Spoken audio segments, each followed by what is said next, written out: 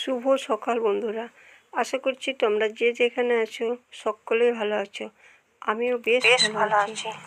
বাঁকুড়া জেলার এক সবুজ ঘেরা গ্রাম থেকে আমি তারা তোমাদেরকে জানাচ্ছি আমার ব্লগ চ্যানেলে অনেক অনেক ভালোবাসে গো। তো বন্ধুরা দেখো, এখন বাজে সকাল 6:30 আর আমি উঠেছি ওই 6টার সময়। উঠে আজকে চা করলাম, খেলাম, তারপরে এই উঠোনটা ঝাড়ু দিতে চলে এলাম। আর এই যে দেখছো কত গাছের পাতা পড়েছে, আর এগুলো হচ্ছে কাঁঠাল পাতা, বেশিরভাগই কাঁঠাল পাতা আছে। তো এগুলোকে আমি ঝেঁটিয়ে ঝেঁটিয়ে এখানে নিয়ে চলে এলাম। আর ওই যে দেখছো মা ওই যে সাবমার্সিবল চালিয়েছে, ওখান থেকে জল আনছে, কারণ ওই জলটা গরম, ওই জলেতে কাজকর্মগুলো খুব ভালো হয়। আর সকালে তো চালাইনি, সকালে আমরা ওই বাসি জলটাকে গরম করে অতি মুখ হাতগুলো ভালো করে ধুয়ে নিয়েছিলাম। তো চলো, বলতে বলতে আমি এদিকেও ঝুলটা ঝেড়ে নিলাম। এবার এদিকে একটু ঝুল আছে, ওটাকেও ঝেড়ে নেব। তারপরে ওই যে বন্ধুরা দেখছো আমি একেবারে সদরের কাছে চলে এসেছি। আর কি বলো তো, খুব ধুলো হয়। আর দেখছো মানে বাঁশের বেড়া তো, ধুলোটা একটু বেশিই হয়। তারপরে আমার ঝাড় দেওয়া হয়ে গিয়েছিলো। তারপরে এই যে জলের বালতিটা ছিল, জলটা নিয়ে আমি ওই রাস্তাটার সামনে দিয়ে দিলাম, কারণ এটা পিচ রাস্তা। কিন্তু পিচ রাস্তা হলে কী হবে, ধুলো উড়ে খুব, কারণ গাড়ি ঘোড়ার চাপ তো খুব বেশি, তাই ধুলোটাও উড়ে।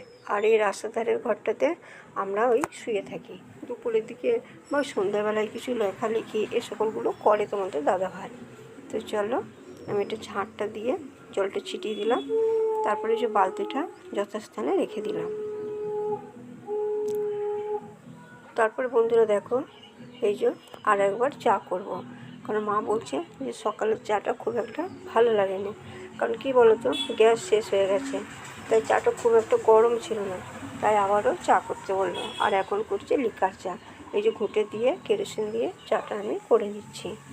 আর এই যে আগুনটা দেখছো, এই আগুনটা না খুব ভালো লাগছে, কারণ এখন একটু একটু ঠান্ডা আছে তো, তাই আগুনের কাছে হাতটা নিয়ে গেলে খুবই আরাম লাগছে।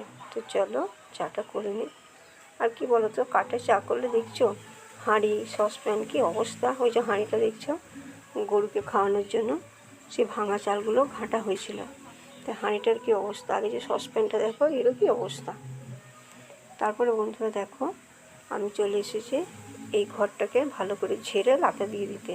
আর কি বলতো, সেই যে সরস্বতী পুজোর সময় দেখেছিলে, এখানে ঝুলগুলোকে ঝেড়ে, এই যে বই খাতা এগুলোকে ভালো করে ঝেড়ে তারপরে লাতা দিয়েছিলাম, টেবিলটা মুছেছিলাম, তারপর আজকে আবার ঝেড়ে লাতা দিয়ে দিচ্ছি।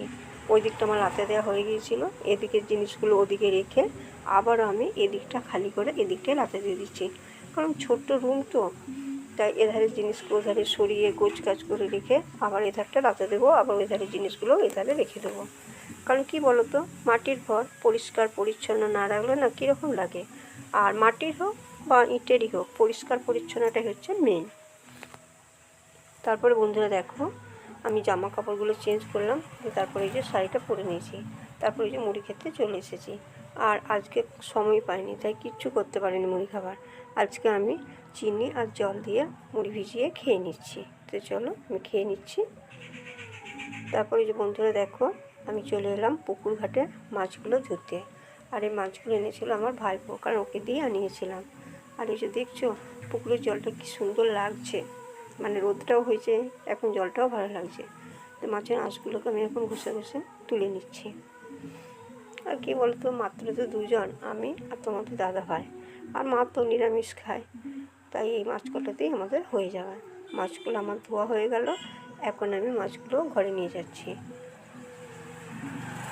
তারপরে বন্ধুরা এই যে কলের জল দিয়ে মাছগুলোকে আমি আর একবার ধুয়ে নিচ্ছি, কারণ ওটা তো পুকুরের জল দিয়ে দিয়েছিলাম, পুকুরের জলটা খুব ভালো নয়, ওই প্রথমে ধুই তারপরে কলের জল দিয়ে ধুয়ে নিই। তারপরে যে মাছগুলোতে আমি এখন লবণ আর হলুদ মাখিয়ে নিচ্ছি। আর এটা হচ্ছে কাতলা মাছ, এই মাছগুলোতেই আমাদের হয়ে যাবে একবেলা। আর লবণ হলুদ মাখিয়ে একটুক্ষণ পরে ভাজলে কী হয় বলো তো, মাছগুলো না খুব ভালো ভাজা যায়। তাই এখন এই লবণ আর হলুদ মাখিয়ে রেখে দিচ্ছি, কিছুক্ষণ পরে মাছগুলো ভেজে নেব। তারপরে বন্ধুরা দেখো, এই যে সাবমার্সিবলের কথা সেই সকালে বলেছিলাম, তো এই যে সাবমার্সিবল থেকে এখন আমি জল নিয়ে নিচ্ছি। ওই যে বালতিটা ধুয়ে রাখলাম, আর এই বালতিটা না জল ধরা যাবে না, তাই এটাকে ওখানে রেখে দিচ্ছি।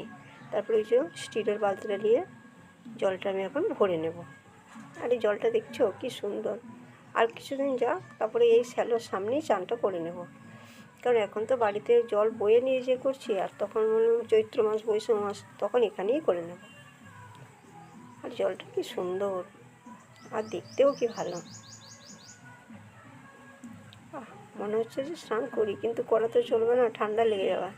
কারণ আমার শরীরের অবস্থা খুব একটা ভালো না, ঠান্ডা আমি সহ্য করতে পারি না, গরম খুব সহ্য করতে পারি। তো বন্ধুরা, বলতে বলতে আমার জল ভরা হয়ে গেছে। আজকের মতন ভিডিওটা এখানেই শেষ।